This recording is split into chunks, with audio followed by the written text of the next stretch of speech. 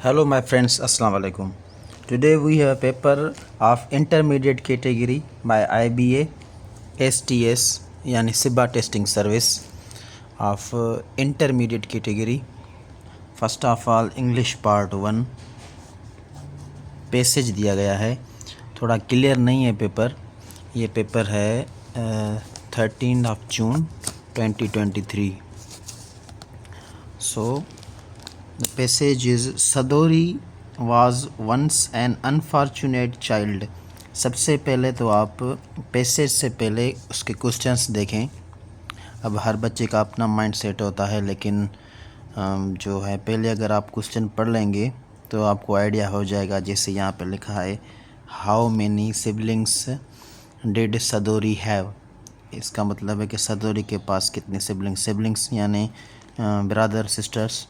अब आपको पता चल जाएगा कि यहाँ पे कहानी सदोरी की बात चल रही है, और आपको इस पैसेज में अब आप ढूंढेंगे कि सदोरी के जो है ना सिबलिंग्स वो कितने हैं.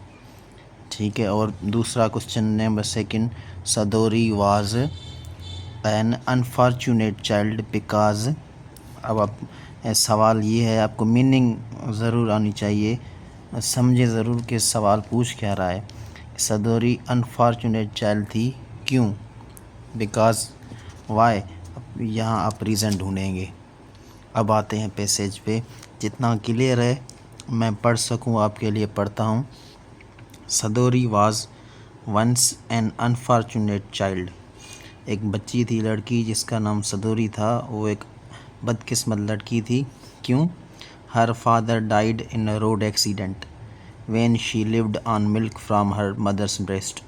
उसके पापा जो थे वालिद साहब, वो एक रोड हादसे में शहीद हो गए, फौत हो गए, जबकि वो बच्ची थी अभी और माँ के दूध में थी. मतलब 1 साल की बच्ची मैक्सिमम, या 1.5 साल की. She suffered another terrible blow when her mother died in childhood. उसके बाद उसके साथ एक और बड़ा सान्या हुआ जब उसकी अम्मी फौत हो गई. With an unborn baby in हर वोम. मतलब कि उसकी माँ, उसके सदोरी की जो नेक्स्ट आने वाला भाई या सिस्टर पेट में था, तो उसकी अम्मी की डेथ हो गई. सदोरी वाज आरफंड. मतलब सदोरी जो थी वो अब आरफन, यतीम हो चुकी थी. When she was 5 years old. जब वो 5 साल की थी. She had 2 brothers and 2 sisters. She had, इसको अंडरलाइन कर लेते हैं. She had 2 brothers and 2 sisters. 2 भाई और 2 बहन. अब यहीं पे जो है आपको पहले सवाल का जवाब मिल गया. उसकी 4 सिबलिंग्स हुए, 2 भाई और 2 सिस्टर्स. आगे कुछ नहीं है. She was the youngest of them all. वो छोटी में छोटी थी सदोरी. All being orphans and poor, they could not look after her properly. क्योंकि वह सब जो थे अब यतीम बन चुके थे, तो एक दूसरे का ख्याल नहीं कर सकते थे, ना ही सदोरी का. All villagers felt for them. मतलब सारे गांव वाले उनके लिए दुखी थे, फील कर रहे थे कि बच्चे अब अकेले हैं. सदोरी grew up in hard times. मुश्किल वक्त में बड़ी हुई. Her elder brother was only bread earner. उसका बड़े में बड़ा जो भाई था वो थोड़ा कुछ पैसे कमाते थे जब तक कि वो खाना खा सकें. He would earn only as much as they all could live on. वो उतना ही कमा सकते थे जितना वो बस तकरीबन खा ही सकें, कुछ वक्त का खाना. They could hardly have a square meal. उनके पास हार्डली मीन्स बहुत मुश्किल से ही स्क्वायर मील का मतलब होता है कि सेटिस्फाइंग खाना. अब मैंने खाना खाया, ठीक है, मैं सेटिस्फाई हूँ, उसको स्क्वायर मील कहते हैं. हार्डली मीन्स मुश्किल से. देयर ये क्लियर नहीं है. I think maternal uncle and paternal uncles were also poor. मतलब उनके जो रिश्तेदार थे, अंकल वगैरह, वो भी गरीब थे, वो भी पुअर थे. They were hand to mouth. Hand to mouth उनको कहा जाता है जो जितना कमाएं और बस उतना ही खाएं, उनके अलावा उनके पास और कुछ पैसे वगैरह सेविंग के लिए ना हों. After she grew young Sadori lived in simple life. as ever but entertained great ideas as high hopes। अब यहाँ तक आपने पैसेज पढ़ा, इतना भी नहीं पढ़ा और आपको जो है ये सेकंड क्वेश्चन का जवाब मिल गया। Sadori was an unfortunate child because 4 option हैं, ये नंबर डी ये क्लियर नहीं है। ऑप्शन ए है हर पेरेंट्स वर पुअर, उसके पेरेंट्स गरीब थे। Her parents died when she was small child.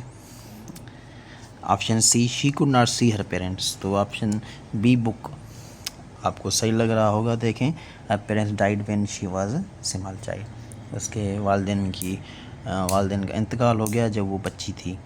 ठीक है, तो नंबर 3 क्वेश्चन पढ़ लेते हैं। सदोरी वाज आरफंड, जो यहाँ पे है सदोरी वाज आरफंड, मतलब कि सदोरी जो थी वो यतीम हो गई। अब यहाँ पूछ रहे हैं कि ये एक्टिव वॉइस है, पैसिव वॉइस है, आइडियामेटिक लैंग्वेज है, इनफॉर्मल लैंग्वेज। सबसे पहले तो आप जब पैसेज पढ़ेंगे तो आपको आइडिया हो जाएगा। क्वेश्चंस पढ़ेंगे आप, सबसे पहले आपको मीनिंग आनी चाहिए कि ये पैसेज है किसके बारे में, क्या है इसमें नॉलेज, कौन कौन सी डेटा अवेलेबल है जो क्वेश्चन में आ सकती है। फिर आपकी ग्रामर अच्छी होनी चाहिए तो आप सॉल्व करेंगे। ठीक है, किसी ने कमेंट में बोला था सर पैसेज पढ़ के उसकी ट्रिक्स बताएं। ट्रिक्स तो नहीं होती, यही कुछ होता है सब कुछ। जब हमने इंटरमीडिएट की टेस्ट दी थी तो हमने भी तकरीबन 11-12 क्वेश्चन सही किए थे, तकरीबन 13। होता है कभी कभी टफ़ भी आ जाते हैं, लेकिन मेन है कि वहाँ आपको समझ आ जाए कि इसकी मीनिंग क्या है, सवाल पूछ क्या रहा है। Sadori was orphaned, that's is passive voice. और नंबर 4 यहाँ आप ऑप्शन देखें क्लियर नहीं है, लेकिन फिर भी थोड़ा पढ़ लेते हैं कि underline phrase hand to mouth means to eat only as much as one gets at a meal time, मतलब मील खाने के वक्त जो बस मिलता है वो खा लेते हैं। ठीक है, जो कमाते हैं वो खाते हैं, हैंड टू माउथ हैं। इसके अलावा उनके पास कोई सेविंग्स वगैरह नहीं है। उनको कहते हैं जो दिहाड़ीदार मज़दूर होते हैं, उनको हैंड टू माउथ कह सकते हैं आप। 700-800 कमाते हैं दिन में, वही खाते हैं बस। अब आते हैं इसके नेक्स्ट पार्ट पे। नेक्स्ट पार्ट भी प्रिंट में कुछ सही नहीं है, लेकिन ये देखें आप, लेकिन जितना हो सके। नंबर 5 है she helps the poor and needy. It appears from the sentence that Sadori is. अब यहाँ पे 4 ऑप्शन आपको एक ही जैसे लगेंगे कि वो सोशलेबल है, एंटीकेबल, ये तो नहीं लगता, गुड नेचर्ड या जीनियस। यहाँ पे ऑप्शन ये है जीनियस। अब इसके लिए ये क्वेश्चन पढ़ लेते हैं दूसरे भी, फिर आप जाते हैं पैराग्राफ पे वापस। हु डज सदोरी टेक केयर हर बेनिफैक्टर्स रिच मैन। ये जब पैसेज आगे पढ़ेंगे तो ना ये आएंगे। स्क्वायर मीन गुड सेटिस्फाइंग मील। पेपर है 13 जून 2023 का, ना जो हमने दिया था 13 जून 2023 का। ठीक है, आगे पढ़ते हैं पैसेज को। She came to know about importance of education. Sadori को अब रियलाइज़ हो गया कि एजुकेशन की इम्पोर्टेंस क्या है। Therefore she wanted to get education, उसको अब पढ़ाई चाहिए थी, आगे पढ़ना चाह रही थी। To be a useful member of society में आगे बढ़ सके। फॉर्चून स्माइल ऑन हर, अब उसके चेहरे पे मुस्कुराहट आ चुकी थी। There lived a rich man in the village, उसके गांव में एक अमीर बंदा रहता था। Where Sadori was born and brought up, जहाँ पे वो बड़ी हुई। He came to know of her keen interest for education and poverty, उस जो अमीर बंदा था उसको पता चल चुका था कि अब ये जो गरीब बंदे हैं, एक बच्ची है गरीब सदोरी जिसका नाम है, उसको एजुकेशन में इंटरेस्ट है और वो बहुत गरीब है। He was philanthropist and as well as he supported Sadori financially, पैसों की भी कुछ हेल्प की उसने, morally and took personal interest in getting her higher education in English language and literature. सदोरी को इंग्लिश लैंग्वेज लिटरेचर में हायर एजुकेशन में उसने हेल्प की.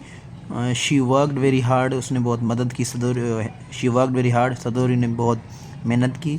Now she works as professor of English. अब जो है वो जब बड़ी होके इंग्लिश की प्रोफेसर बन गई सदोरी.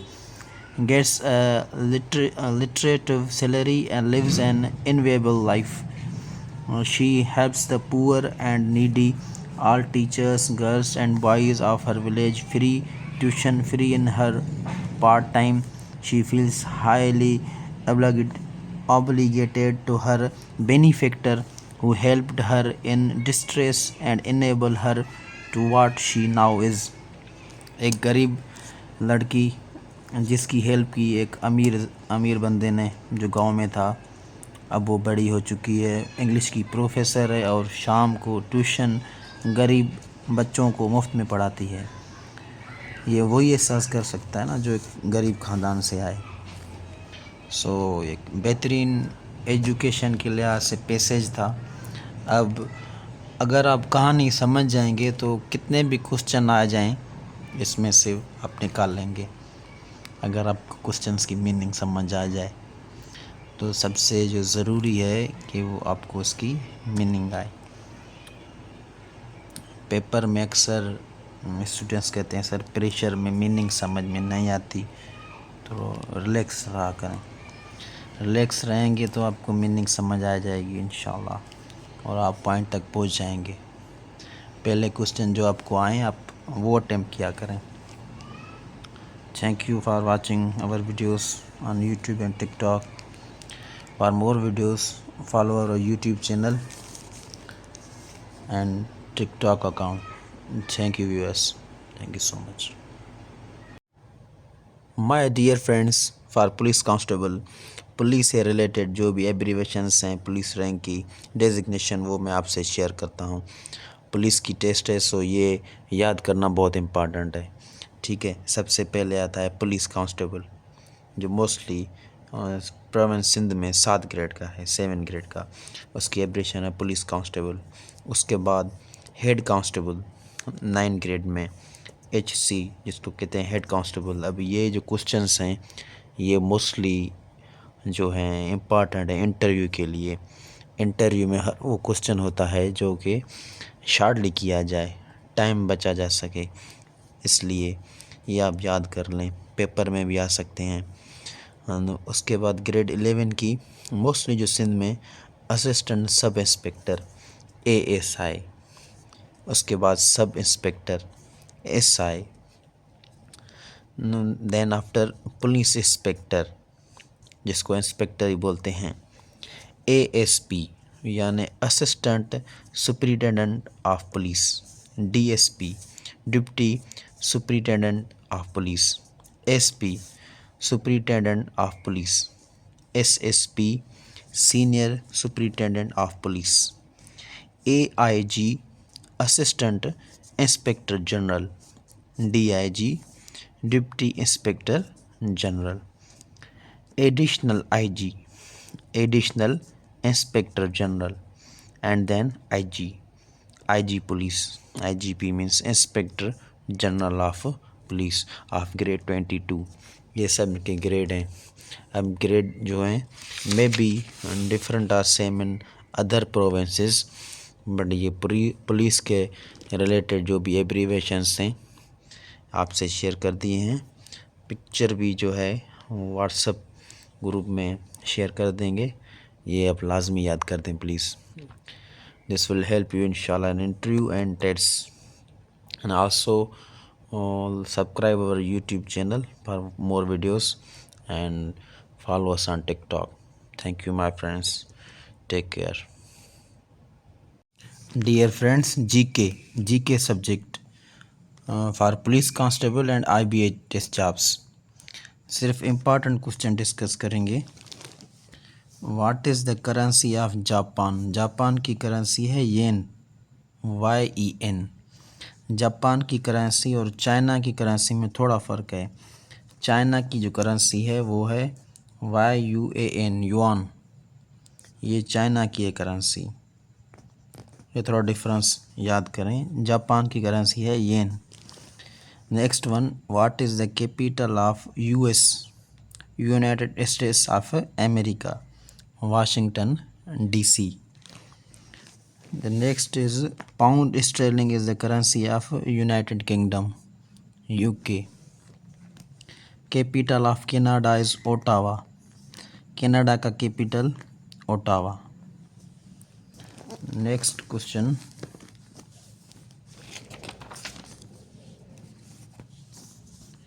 Tipu Sultan wrote a letter to which government to help him against the British army rule in India? जब ब्रिटिश आर्मी इंडिया में रूल कर रही थी तो टीपू सुल्तान ने ख़त लिखा था फ्रांस को कि हमारी हेल्प करें। तो वो जो कंट्री है वो है फ्रांस। टीपू सुल्तान ने फ्रांस को लेटर लिखा था कि हमारी मदद करें। Next one, who is called the father of history? Herodotus. The airline Qantas belongs to which country? Australia. Which is the highest mountain in the world? Mount Everest, Nepal. And इसका वो है कराकरम रेंज में, Mount Everest. The next one is graveyard of empires is called Afghanistan. Afghanistan को कहा जाता है। The highest waterfall of the world is Angel waterfall. What is the name of the largest desert of the world? Sahara desert. एक और important question वो है buffer state of Asia is Afghanistan. ये question आया था सिंध पब्लिक सर्विस कमीशन में। Buffer state of Asia is known as Afghanistan. Hello friends, GK portion for police constable and IBA jobs test. Number 1, which country is largest in area? इनमें से वो कौन सा country है जो एरियाज़ के लिहाज से सबसे बड़ा है? वो है रशिया, जो कि एशिया कॉन्टिनेंट में है। Headquarter of Pakistan navy is in Islamabad. Pakistan का जो नेवी है उसका हेड क्वार्टर इस्लामाबाद में मौजूद है। World environment day, world environment day दुनिया में 5 जून को दुनिया भर में एनवायरनमेंट डे मनाया जाता है। Largest museum in the world is in France. Total area of capital of Pakistan Islamabad is 906 square kilometre. Where is the tomb of Mughal empire Jahangir? That is in Lahore. Mughal बादशाह जो जहांगीर है उसका जो टोम्ब लाहौर में मौजूद है, लाहौर शहर में। Longest river of Pakistan is river Sindh. Indus river is also known as river Sindh. Where the biggest salt mine located in Pakistan? Pakistan का बड़े में बड़ा जो साल्ट माइन है, नमक यानी, वो निकलता है झेलम से। Then what is the world's largest living mammal?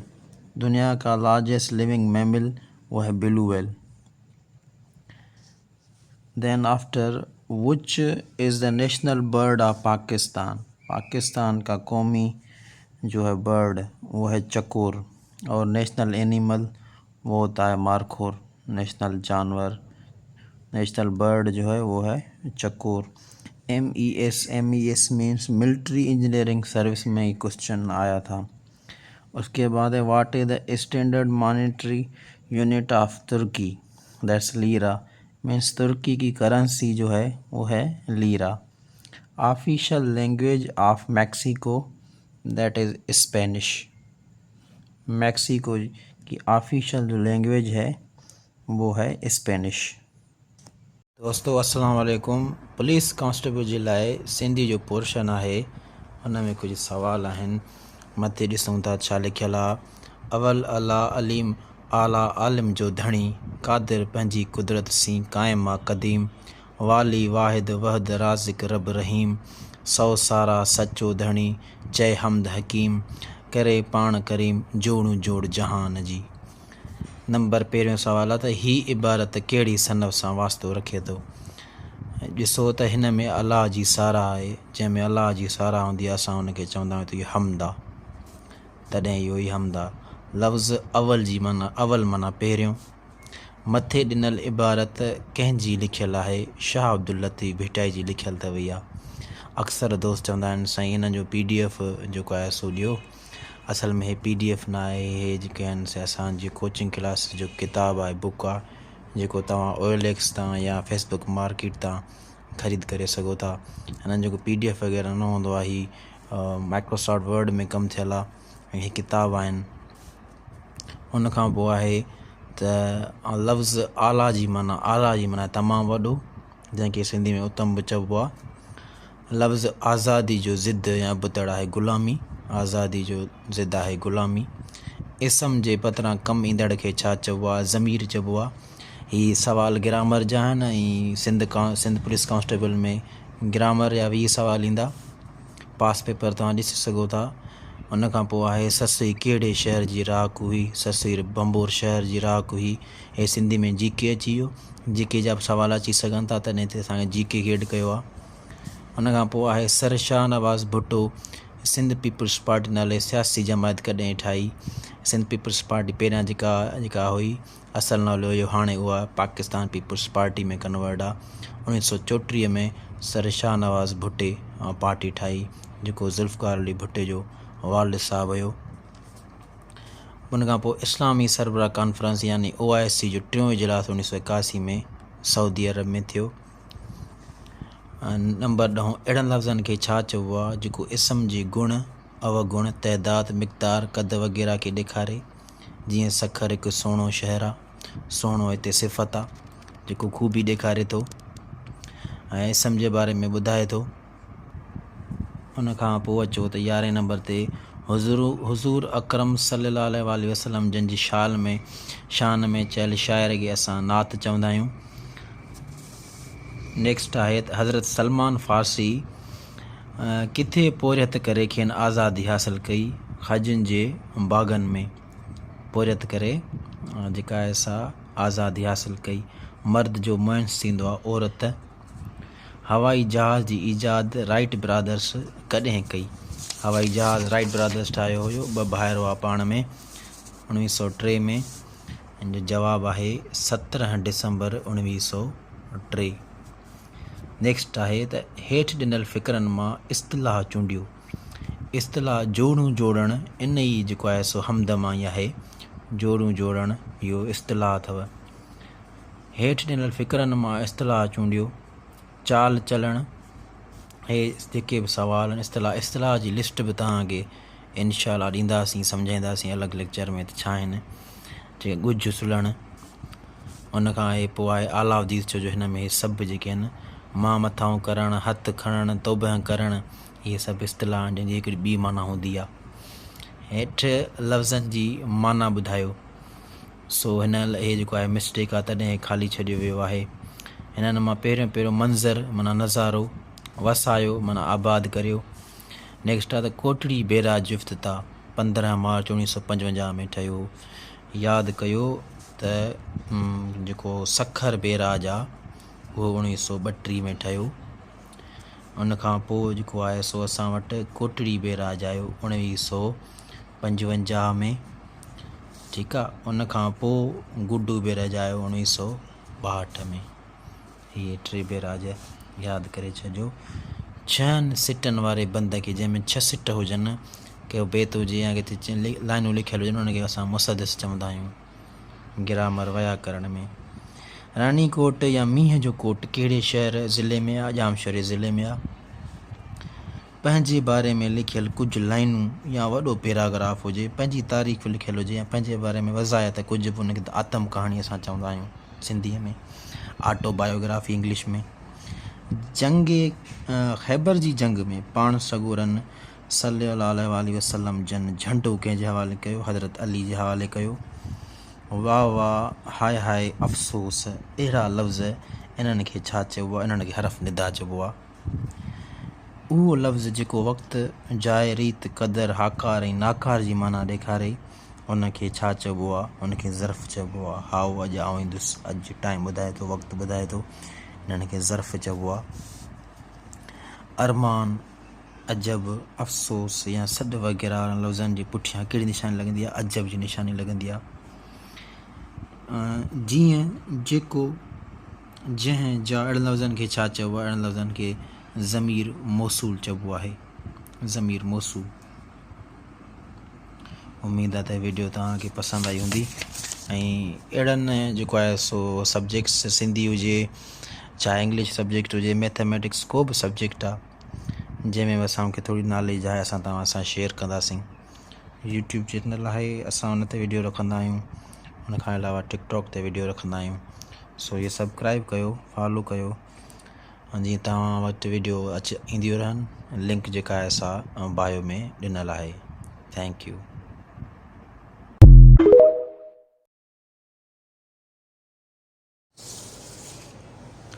My friends, mathematics word problems. ये प्रॉब्लम है अशर और ज़कात से रिलेटेड। अशर का प्रॉब्लम है, सुनने। A farmer produces 15,000 kg of sugarcane. गन्ने का फसल उसने उगाया है 15,000 किलो। फाइंड हिज अमाउंट ऑफ अशर एट द रेट ऑफ 5%। अशर हमें मिला हुआ होता है 5% या 10%, ठीक है, depends upon situations. The rate of sugar cane is 5.25 पर केजी। पर केजी जो वैल्यू है वो 5.25 रुपये है। तो इसका मतलब टोटल जो इसकी पैदावार हुई है 15,000 को मल्टीप्लाई करेंगे 5.25 से, तो 78,750 रुपये उसके फसल की प्राइस है। 5% जो है किसान को पे करना है अशर के लिहाज से। यह हमारे इस्लाम मज़हब में है, ज़मीन की पैदावार से 5%। तो 5% निकालेंगे, टोटल वैल्यू मल्टीप्लाइड बाय 5%। किसी भी नंबर का कोई भी परसेंट निकालना हो तो उसको उससे मल्टीप्लाई करके डिवाइडेड बाय 100 करेंगे, या 100 से डिवाइड करेंगे तो 0 0 में कैंसिल कर सकते हैं। 1 5 5 2 5 10। सो 7,875 डिवाइड बाई 2, इसको हाफ़ करेंगे तो जवाब आएगा 3937.5। ये जो प्राइस है तकरीबन 4,000 रुपये के करीब, 78,750 से ये इसको पे करना है, 3937.5 रुपीज़।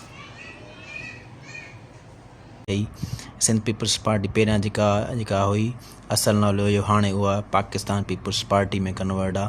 1934 में सर शाहनवाज़ भुट्टे पार्टी ठाही, जेको ज़ुल्फ़िकार अली भुट्टे जो वालिद साहब हुयो। उन खां पोइ इस्लामी सरबराह कॉन्फ्रेंस यानी OIC जो 3 इजलास 1981 में सऊदी अरब में थियो।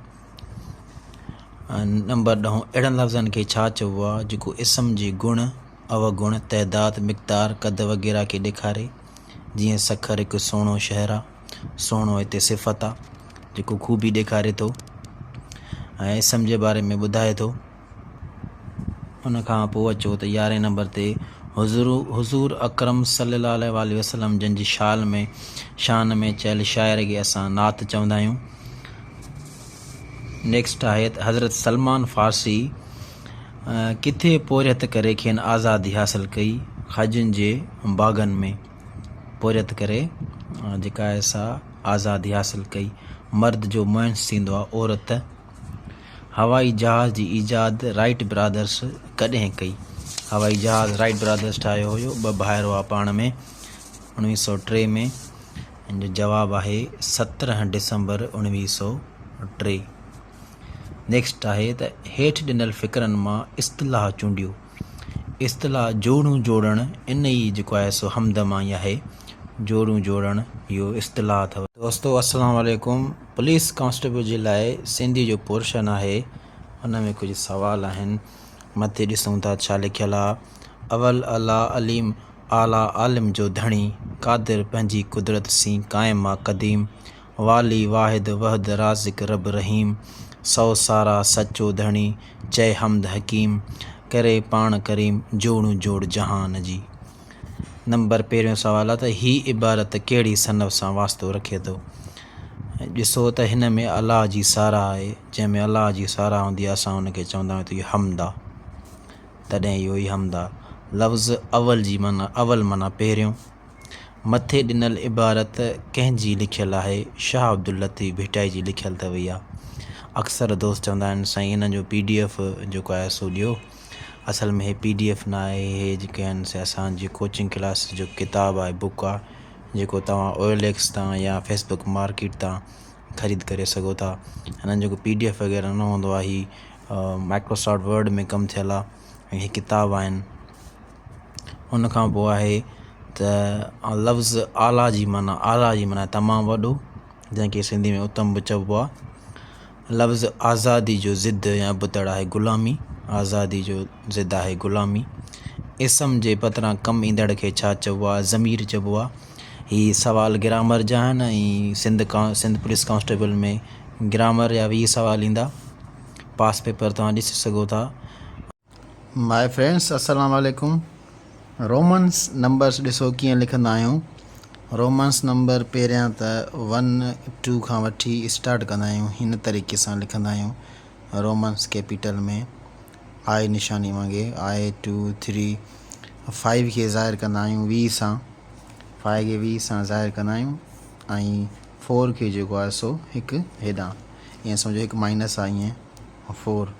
वरी 6 में त V में 1 राइट साइड ऐड कंदासीं, हीअं 7 तीअं 8। 10 खे वरी ज़ाहिर कंदा आहियूं X सां, X त 9 जेको आहे सो हिकु हेॾां ऐं 11 जेको आहे सो राइट साइड 1 12 13। वरी 15 खे लिखंदा आहियूं X एंड V। 15 14 जेको आहे सो X जॻह हीअं ऐं 4। हे 16 17 18 हीअं जेको आहे सो अगरि 20 लिखणा हूंदा 20 त लिखंदासीं XX ऐं एंड सो आहे। 50 खे ॾिसो, 50 खे लिखंदा आहियूं L सां, कैपिटल L सां ज़ाहिर कंदा आहियूं ऐं 100 खे असां C सां ज़ाहिर कंदा आहियूं।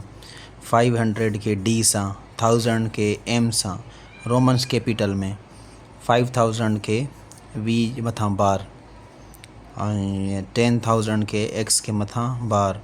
50,000 खे D सां R। D जेको आहे सो ॾिसो चेंज आहे 500 वारे D खां, ठीकु आहे न। हिन में D जेको आहे सो डबल आहे, या L जे मथां जेको आहे सो बार आहे। L पंजाब आहे ऐं हिते 50,000 खे L जे मथां बार हूंदो। वरी ॾिसो लख जेको आहे 100,000 खे C जे मथां बार आहे ऐं वरी ॾिसो हे 10 लख, 10 लख जे मथां वरी M जे मथां बार अथव, ठीकु आहे। सो इहे जेको आहे सो ईअं ई थींदा। हाणे अगरि लेट सपोज़ असांखे 40 लिखिणो आहे, ठीकु आहे, त 40 कीअं लिखंदासीं? 50 खे L सां ज़ाहिर कबो आहे न, L ऐं X 10 आहे त हिते लिखंदासीं X। हीअ थी वियो असांजो 40। अगरि असांखे 60 लिखिणो आहे, 60 कीअं लिखंदासीं? त ॾिसो L जेको आहे सो 50 आहे, ठीकु आहे, हेॾां X ॾींदासीं, हे असां वटि थी वियो 60, ठीकु आहे। सो इन तरीक़े सां ॾिसो 100 आहे, हाणे असांखे अगरि 90 लिखिणो आहे त हेॾां C लिखंदासीं, X 10 आहे त हीअं लिखंदासीं 90। अगरि 110 लिखिणो आहे त 100 आहे C ऐं हेॾां लिखंदासीं X 120। सो इन तरह सां इहे आहिनि असांजा Romans number. Thank you for watching दोस्तों। अस्सलाम वालेकुम। पुलिस कांस्टेबल जे लाइ सिंधी जो पोर्शन आहे, हुन में कुझु सवाल आहिनि। मथे ॾिसूं था छा लिखियलु आहे। अवल अला अलीम आला आलिम जो धणी, क़ादिर पंहिंजी कुदरत सी क़ाइम आहे क़दीम, वाली वाहिद वहद राज़िक रब रहीम, सौ सारा सचो धणी चए हमद हकीम, करे पाण करीम जोड़ू जोड़ जहान जी। नंबर पहिरियों सवाल आहे त ही इबारत कहिड़ी सनफ़ सां वास्तो रखे थो? ॾिसो त हिन में अलाह जी साराह आहे, जंहिंमें अलाह जी साराह हूंदी आहे असां हुनखे चवंदा आहियूं त इहो हम्द आहे, तॾहिं इहो ई हम्द आहे। लफ़्ज़ अवल जी माना अवल माना पहिरियों। मथे ॾिनल इबारत कंहिंजी लिखियलु आहे? शाह अब्दुल लतीफ़ भिटाई जी लिखियलु अथव इहा। अक्सर दोस्त चवंदा आहिनि साईं हिन जो PDF जेको आहे सो ॾियो। असल में हे PDF न आहे, हे जेके आहिनि से असांजी कोचिंग क्लास जो किताबु आहे, बुक आहे, जेको तव्हां OLX तां या फेसबुक मार्केट तां ख़रीद करे सघो था। हिननि जेको PDF वग़ैरह न हूंदो आहे, ही माइक्रोसॉफ्ट वर्ड में कमु थियल आहे ऐं हीअ किताब आहिनि। उन खां पोइ आहे त लफ़्ज़ आला जी माना तमामु वॾो, जंहिंखे सिंधी में उत्तम बि चइबो आहे। लफ़्ज़ आज़ादी जो ज़िद या अबतड़ आहे ग़ुलामी, आज़ादी जो ज़िद आहे ग़ुलामी। इसम जे पतरां कमु ईंदड़ खे छा चइबो आहे? ज़मीर चइबो आहे। हीअ सवाल ग्रामर जा आहिनि ऐं सिंध पुलिस कांस्टेबल में ग्रामर या 20 सवाल ईंदा। पास पेपर तव्हां ॾिसी सघो था। उन खां पोइ आहे ससुई कहिड़े शहर जी राख हुई? ससुई बंबोर शहर जी राख हुई। हे सिंधी में GK अची वियो। GK जा बि सवाल अची सघनि था, तॾहिं ते असांखे GK एड कयो आहे। उन खां पोइ आहे सर शाह नवाज़ भुट्टो सिंध पीपल्स पार्टी नाले सियासी जमायत कॾहिं ठाही? सिंध पीपल्स पार्टी पहिरियां जेका हुई, असल नालो हुयो, हाणे उहा पाकिस्तान पीपल्स पार्टी में कन्वर्ट आहे। 1934 में सर शाह नवाज़ भुट्टे पार्टी ठाही, जेको ज़ुल्फ़िकार अली भुट्टे जो वालिद साहब हुयो। उन खां पोइ इस्लामी सरबराह कॉन्फ्रेंस यानी OIC जो 3हों इजलास 1981 में सऊदी अरब में थियो। नंबर 10, अहिड़नि लफ़्ज़नि खे छा चइबो आहे जेको इसम जे गुण, अवगुण, तइदाद, मिक़दार, कद वग़ैरह खे ॾेखारे? जीअं सखर हिकु सुहिणो शहरु आहे। सुहिणो हिते सिफ़त आहे जेको ख़ूबी ॾेखारे थो ऐं इसम जे बारे में ॿुधाए थो। उन खां पोइ अचो त 11 नंबर ते हुज़ूर अकरम सल्लल्लाहु अलैहि वसल्लम जन जी शान में चयल शाइर खे असां नात चवंदा आहियूं। नेक्स्ट आहे त हज़रत सलमान फ़ारसी किथे पोरियत करे खेनि आज़ादी हासिल कई? खजनि जे बाग़नि में पोरियत करे जेका आहे सा आज़ादी हासिल कई। मर्द जो मुंस थींदो आहे औरत।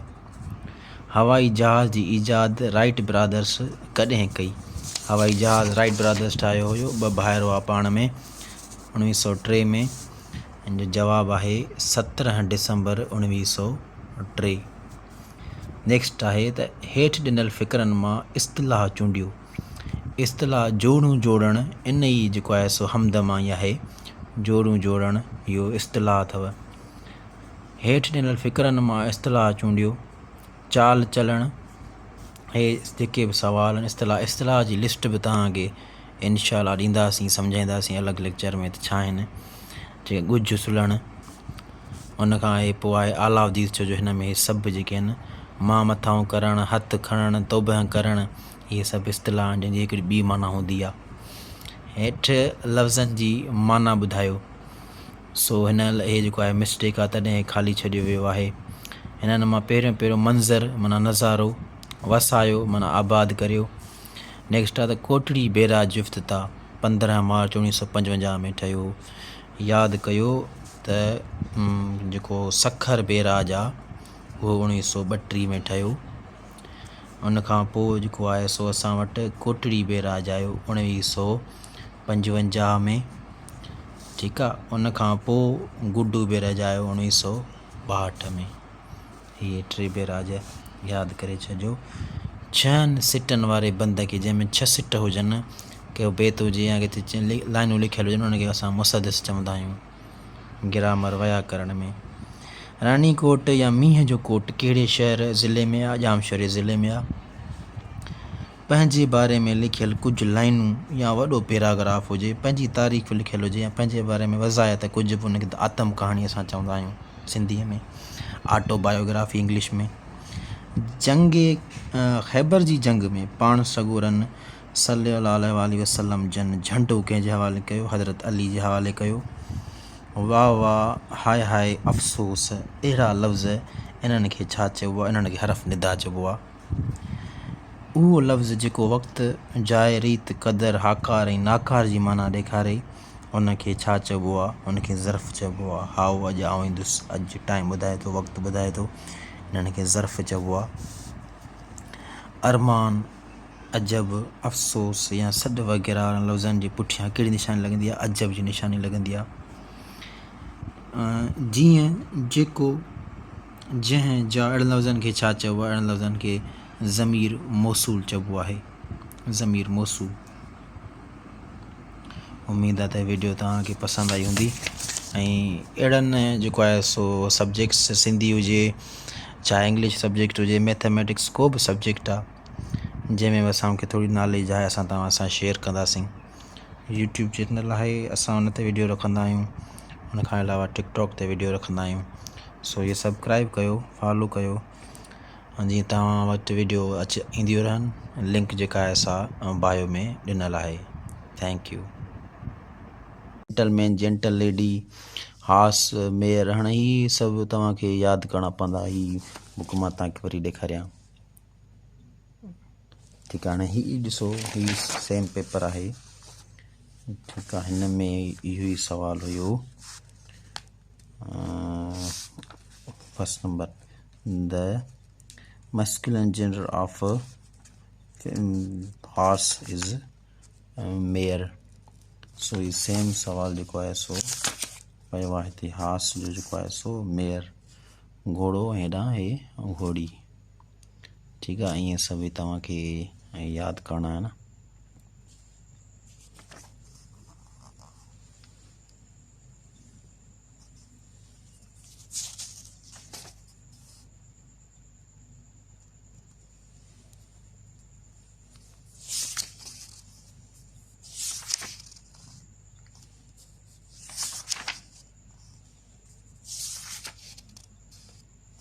अची पाण प्रोनाउन ते। प्रो माना इंस्टीड ऑफ, ऐं नाउन मीन्स नेम, जेको इस्म जे बदिरां कमु अचे उनखे प्रोनाउन असां चवंदा आहियूं। अली इज़ माई सन, अली ते नाउन आहे। He is very good boy, ही हिते प्रोनाउन आहे। जंहिंमां ख़बर पए त जुमिला जेको आहे सो कीअं ठहिजनि। So sentence is about the sentence in Sindhi. उन खां पोइ आहे ॾिसो letter. Letter smallest unit member of alphabet is called letter. Sindhi ॿोली में 52 आहिनि, अंग्रेज़ी में 26 आहिनि। काइंड्स ऑफ लेटर में वावल्स, हरफ अलफ लाज़मी, ऐं कॉन्सोनेंट लेटर्स, हरफ सही या हरफ आम। वावल्स जेके आहिनि AEIOU। कॉन्सोनेंट जेके आहिनि उन्हनि खां अलावा सेमी वावल्स जेको आहे सो वाए, कॾहिं कॾहिं असां सेमी वावल्स बि। उन खां पोइ आहे word, combination of letters make word that give some meaning. जेके लेटर गॾिजी जेको आहे सो वर्ड ठाहींदा आहिनि जेको माना ज़रूरु ॾिए। उन खां पोइ आहे जुमिलो। ठीकु आहे, जुमिले में कॉम्बिनेशन और ग्रुप ऑफ वर्ड्स हूंदा आहिनि जेका फुल मीनिंग ॾिए, उनखे चइबो आहे सेंटेंस। उन खां पोइ पार्ट्स ऑफ सेंटेंस आहे। पहिरियां आहे subject, doer of an action, जो कम जो कंदड़ हूंदो आहे, जंहिंखे सिंधी में फ़ाइल चवंदा आहियूं। फ़ाइल माना कम जो कंदड़। वर्ब, एक्शन, फल, पार्ट ऑफ सेंटेंस आहे।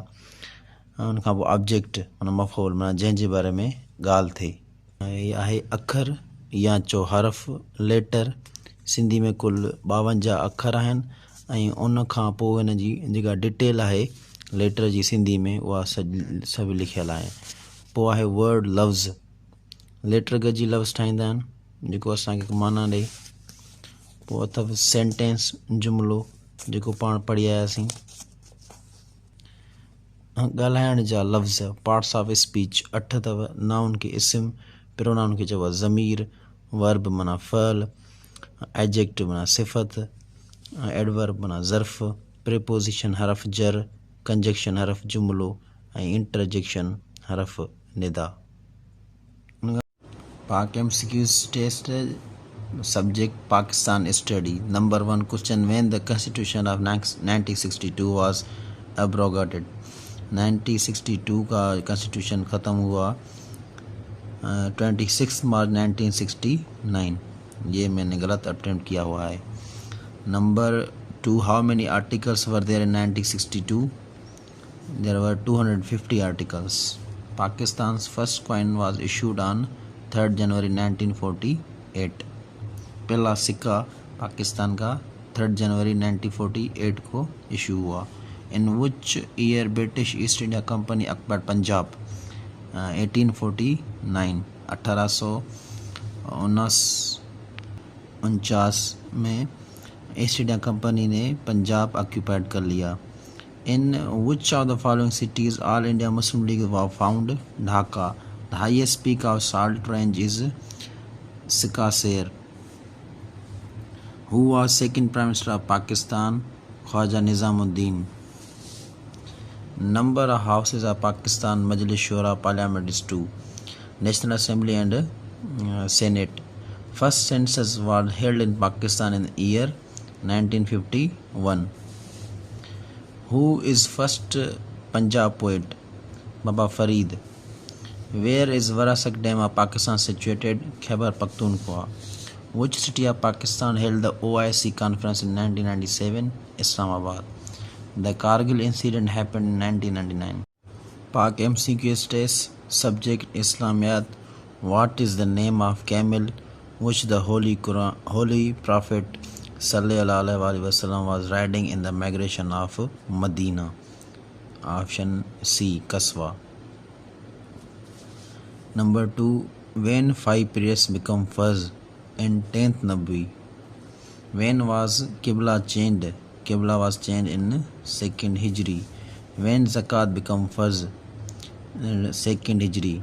Zakat और Qibla दोनों 2nd Hijri में चेंज हुए थे. ज़कात फ़र्ज हुई 2nd हिजरी में. Name the first written constitution of the word मीसा के मदीना. What is the meaning of इमाम ए मुफासल? The belief in detail.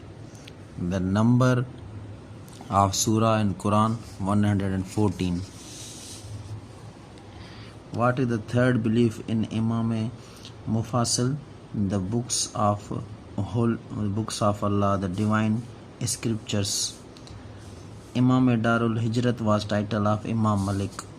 Desh is called the birthplace of Islam, Judaism and Christianity, Southwest Asia. Who was the first female Shaheed of Islam? Hazrat Sumaya bint Khubat. Pak MCQ's test. Subject Islamiyat. Number 1. Khatibul Anbiya was the title of Prophet Shoaib. Eid prayer is wajib. In Hajj, touching the black stone is called Istilam. Which surah of Quran has Bismillah twice? Al-Naml. In Hajj, traveling 7 times between Mount Safa and Mount Marwa is called Sa'i. Hazrat Ali conquered the fort of Qamus. Abu al-Hakim was the title of Abu Jahl.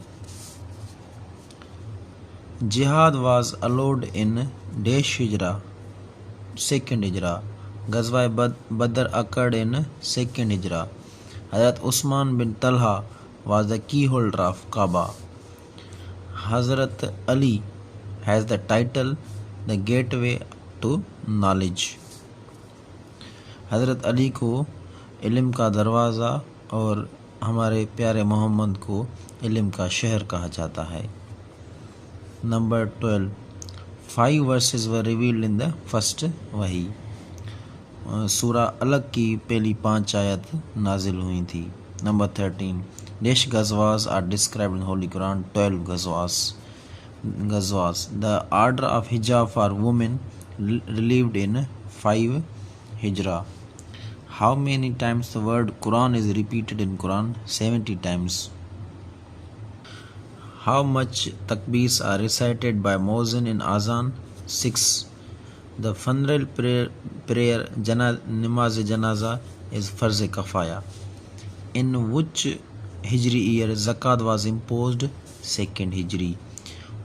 On gold Falkaram Nisab is 7/1/2 tolas in 7.5. In which Hijri year Hajj was made compulsory? 9 Hijri. 9 हिजरी को हज जो है compulsory फ़र्ज हुआ था और हमारे प्यारे मोहम्मद ने 10 हिजरी को पहला हज किया. Tell the number of farz duties to be performed during Hajj. 3. हज के दौरान 3 फ़राइज़ हैं. How much camels were sacrificed on the occasion of Hajj by Hazrat Mohammed piece B upon हिम. जब हमारे प्यारे मोहम्मद ने हज अदा किया तो उसके बाद 63 कैमल्स की कुर्बानी हुई. How many verses ayahs were in the first wahi? 5. How many surah start with word kul? कुल से कुल 5 surah start होती हैं. How much Makki surahs of the Holy Quran are there? 86 and 28 are Madani surahs. The Tawheed Kalma is first pillar of Islam. The som is the pillar of Islam. Currency of New Zealand is dollar. Second question, the tallest woman born in Pakistan is Zainab Bibi. अभी तक की पाकिस्तान की जो tallest woman है वो है ज़ैनब बीबी. GK paper from Pak MCQs. Number 3, when was Nobel Prize in Economics started? जो Nobel prize economics के फील्ड में स्टार्ट हुए थे वो थे 1969. The worst narrowest street, narrowest means पतली गली जिसको कहते हैं, नैरोएस्ट मीन्स पतली. वेकोला डेला विरिलिटा. Real is the currency of which country? Brazil. What is the name of the longest bridge in the world? The Danyang Gunshan Grand Bridge, that is in China. The first Urdu newspaper in Indian subcontinent was Jame Jahanuma. Number 8. Who built Badshai Masjid? Aurangzeb Alamgir. Most populous city in the world? Tokyo. Most populous means जहाँ पे बहुत सारे लोग बसते हों. How many players in polo team on each side? Polo team में हर तरफ एक तरफ 4 प्लेयर्स होते हैं. What is the currency of Mongolia? Mongolian Togrog. Capital of Armenia is Yerevan. Where is the headquarter of World Economic Forum? Is in Cologne.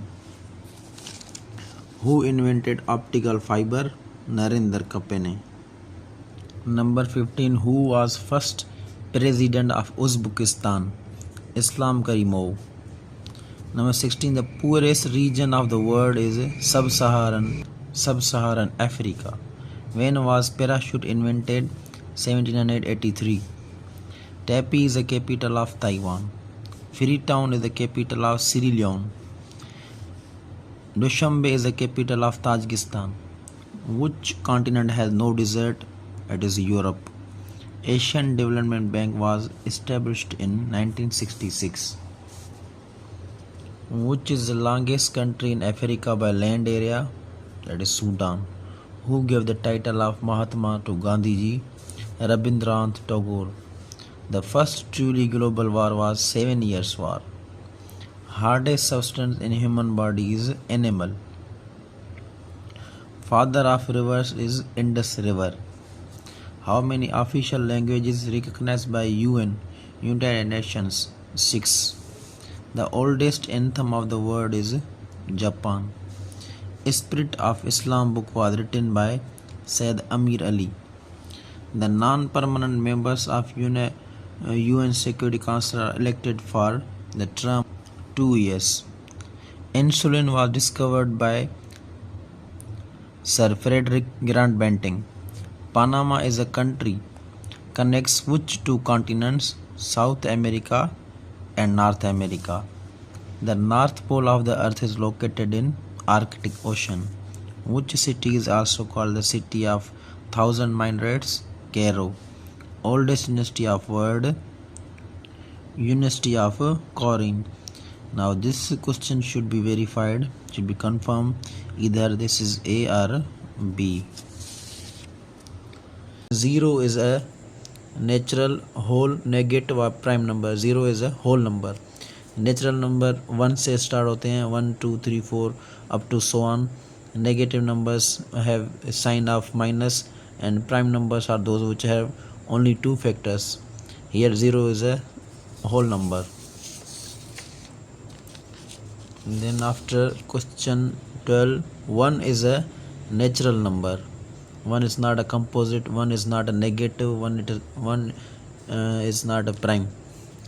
4 upon 3 is a rational number because this is 1 is in P upon Q form. 7 is a natural, prime, whole, real means all of these. 7 is all of these. 0.5 is not a natural number, non-terminating, recurring, terminating. Terminating means जो decimal के बाद stop हो जाएं. Terminating number. 0.81, 81, 81 up to so on. This one is non-terminating. Non-terminating means जो decimal के बाद stop ना हो. And recurring decimal, recurring means जो रिपीट हों उनको हम कहेंगे recurring decimal. So this one is non terminating recurring decimal fraction. Next 1.73205, this one is non terminating means ये डेसिमल के बाद स्टॉप नहीं हो रहा, and non recurring means repeat भी नहीं हो रहा. Number 18, root of 15 times root of 15 times root of 15, so answer will be 15 root of 15.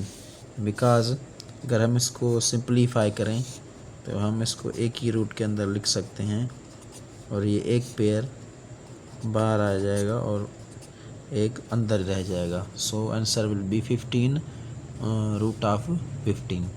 And the next one is 15 divided by root of 15.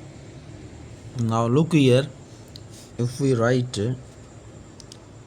15 divided by root of 15 and we simply multiply by denominator and divide root of 15 by root of 15, then we will 15 times root of 15, and at the bottom root of 15 into root of 15 is 15. 15 may cancel, so we have only root of 15, and that's option B, book. Roots of 15 into root of 3 we can simply write in this way, root of 45. Now science portion. Dash is the basic unit of all living things. Combination of words that make some sense, not complete sense, is called phrase. Combination of words, ऐसे जुमलों का एक combination जो कुछ sense बनाए, some sense, not a complete sense. अगर complete sense बनाता है तो वो सेंटेंस कहलाएगा. फ्रेज उसको कहते हैं जिसमें कुछ वर्ड्स हों और वो हाफ सेंटेंस बनाए, जैसे under the tree, on the moon, ऐसे अल्फाज को फ्रेज कहते हैं. नंबर 2, स्मॉलेस्ट यूनिट और smallest member of alphabet is called letter, जैसे ABCD. Number 3, combination of letters that give some meaning is called word. A combination और group of words that gives full meaning is called sentence. Where it gives full meaning, it's called sentence. Where not complete sense, we will call phrase. Number 5, boy, girl, school, hotel, pen are the examples of common noun. These are all the common nouns. Rizwan, Dadu, Taj Mahal, Mohenjo-daro, Bible are the examples of pronoun. Army, family or group, bunch are the examples of collective noun, because these are the names of a group. Wisdom, truthfulness, air, honesty are the examples of abstract noun. Abstract noun means जिसे हम touch ना कर सकें, feel कर सकें, उनको कहते हैं abstract noun. Material noun की definition है. उसके बाद question number 9, friend, student, parent, teacher are belongs to which gender? Common gender. Pen, hair, paper, tomato are belongs to neutral. ॿियो क्वेश्चन ॾिसो, हेठियनि मां कहिड़ो लफ़्ज़ हिजे जी ग़लती आहे? सो हिते आहे किताबूं. हाणे किताब हिकिड़ो हुजे या घणा हुजनि, उनखे किताब पढ़बा. किताबूं जेको आहे सो ग़लति आहे. सी, बाज़ तमामु तिखो उॾामी सघे थो, उन करे पखियुनि जो शिकार सवलाई सां करे वठंदो आहे. हिन जुमिले मां ज़र्फ़ चूंडियो. ज़र्फ़ मीन्स एडवर्ब. ठीकु आहे, एडवर्ब चूंडड़ो आहे. हाणे बाज़ तमामु तिखो उॾामी सघे, उॾामण जेको आहे सो वर्ब आहे. उॾामण जे बारे में ॿुधाए थो तमामु तिखो. तिखो जेको आहे सो उहो एडवर्ब आहे, जेको वर्ब जे बारे में कुझु ॿुधाए. सो तमामु हिते जेको आहे सो ज़र्फ़ आहे. ज़र्फ़ मीन्स एडवर्ब.